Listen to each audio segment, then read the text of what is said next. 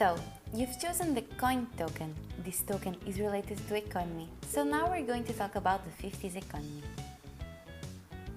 During the Eisenhower era, while other parts of the world struggled to rebuild from the devastation of World War II, citizens of the United States saw their standard of living surpass what previous generation had only dreamed about. Eisenhower himself deserves a good deal of credit for this economic growth.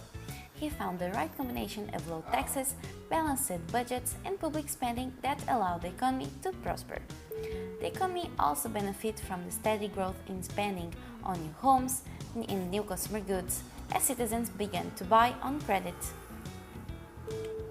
The decade of prosperity. The economy grew overall by 37% during the 1950s. At the end of the decade, the median American family had 30% more purchasing power than at the beginning. Inflation was minimal, in part because of Eisenhower's efforts to balance the federal budgets. Unemployment remained low, about 4.5%.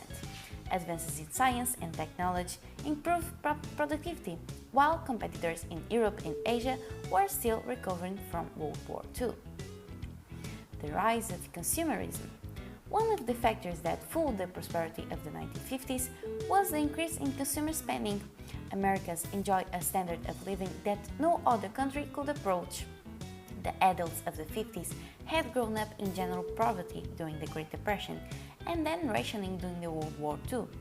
So, when consumer goods became available in the post-war era, people wanted to spend.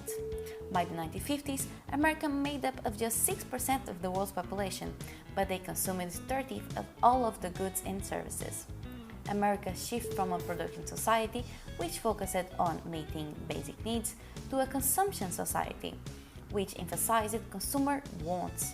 The older generation had been careful to save and reuse, while the Americans in the 50s began to use and throw away.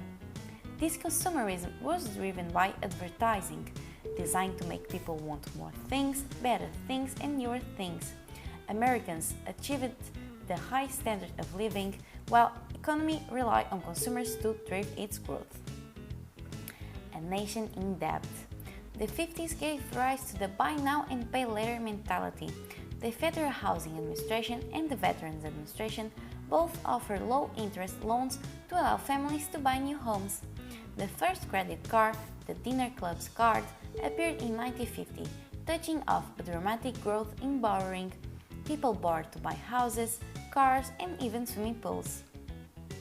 The left out of prosperity. Even as the nation prospered and the middle class did well, about 25% of citizens lived in poverty. Much of this poverty was said to be invisible. It affected blacks in urban neighborhoods and whites in depressed rural areas. So, in general, Eisenhower's middle way proved to be highly successful, even though it failed to reach everyone. It was a great time for economy.